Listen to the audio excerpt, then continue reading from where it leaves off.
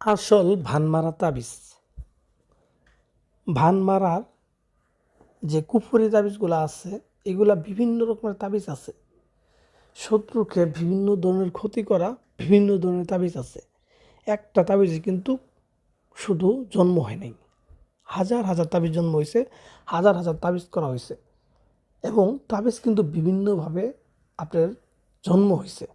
তাবিজের বিষয়ে মানুষ জানেই না, খালি কাজ করলেই হয়। আপনার গুরুবিদ্যা আছে, আবার বইয়ের বিদ্যা আছে।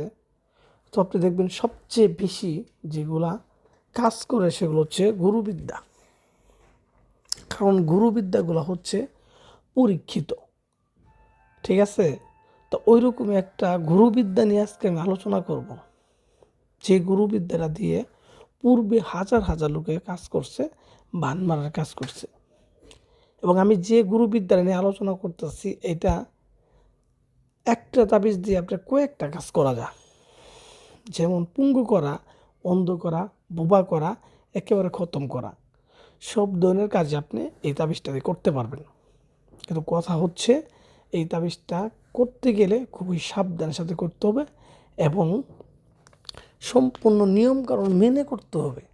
কারণ এটা এরকম না যে একটা বইয়ের বিদ্যা আপনি নিজে থেকে একটু বানায় করলেন বা নিজের মন মতো করলেন, এরকম করলে হবে না। এটা সম্পূর্ণ একটা গুরুবিদ্যা। গুরুবিদ্যা বলতে গুরু যেই নিয়মে বলা আছে ওইভাবেই করতে হবে।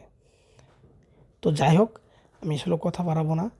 যারা শত্রুকে শেষ করতে চান, শত্রুকে শাস্তি দিতে চান, পঙ্গু করতে চান, বোবা বানাতে চান, তাদের জন্য এই তাবিজটা বেস্ট। এই তাবিজটার মাধ্যমে আপনার কাঙ্ক্ষিত শত্রুকে যে কোনো ধরনের ক্ষতি করতে পারবেন। অনেকে আছেন যে ভাই আমি তো এরকম অনেক তাবিজ করছি পূর্বে, কিন্তু কাজ হয় নাই। ভাই আপনি হাজারটা তাবিজ করেন, আমার কোনো দুঃখ নাই। আমার কথা হচ্ছে আপনি আমার এই তাবিজটা একটু করবেন। যদি আপনি অ্যাকচুয়ালি এরকম বিপদে পড়ে থাকেন, হ্যাঁ, তাহলে আপনার আমার এই তাবিজটা করবেন। আমি আশাবাদী এটা 100% কাজ হবে।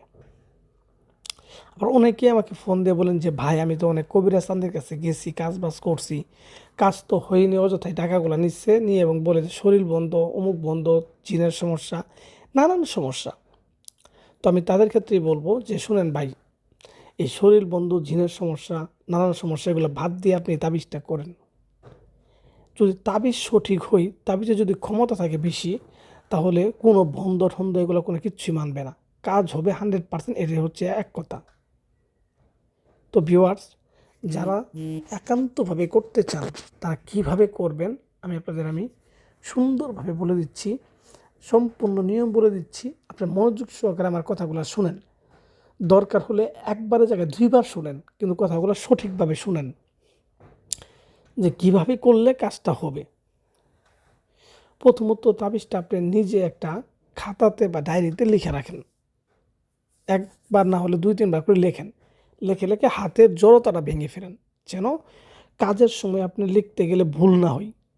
অনেকে আছেন যে আপনি যা মোবাইল দেখে দেখে এখনই যা বসতে বললেন, কাজের জন্য বসে বললেন, বসে মোবাইল দেখে দেখে লিখলেন, লিখতে আপনি ভুল করে ফেলছেন। এরপরে যদি আপনি হাজারটা নিয়ম মানেন, তার থেকে কোনো লাভ হবে? লাভ হবে না। তাই প্রথমত তাবিজটা সঠিকভাবে লিখতে হবে। তো লিখার পর আপনি তাবিজটা যে কোনো একটা মঙ্গলবারের দিন রাত্রের বেলা, রাত্রে 12টার সময় নিজের ঘরে বসে তাবিজটা লিখবেন। রাত 12টার সময় নিজের ঘরে বসেই দক্ষিণ দিক মুখ করে জায়নামাজ বিছাবেন, সামনে আগরবাতি মোমবাতি এগুলো ধরাবেন। ধরানোর পরে, হ্যাঁ, নিজের শরীরে সুগন্ধি মাখবেন, খালি শরীরে তাবিজ লিখবেন। শরীরে কোনো কাপড় থাকা যাবে না। ঠিক আছে? এবং তাবিজটা লিখবেন কার মধ্যে? তাবিজটা লিখবেন যাকে এটা করতেছেন, যে শত্রুর জন্য করতেছেন, তার ব্যবহার করা কাপড় ম্যানেজ করবেন। যদি ম্যানেজ করতে না পারেন তাহলে অন্য তরিকা আছে। যদি ম্যানেজ করতে পারেন তাহলে এটা লিখবেন। তার ব্যবহার করা কাপড়, এটা ধোয়া হয় নাই, ধুইলে কিন্তু হবে না। আগে ব্যবহার করছে, এটা ধোয়া হয় নাই, এরকম ও ধোয়া কাপড়ের মধ্যে তাবিজটা লিখতে হবে।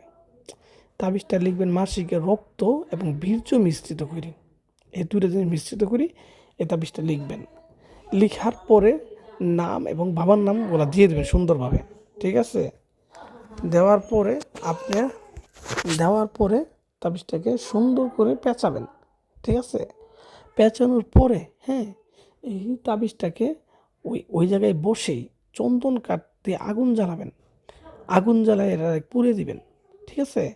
পুড়ে দিবেন এবং 72 ঘন্টা অপেক্ষা করবেন। 100% কাজ হবে, 100%, একদম গ্যারান্টি।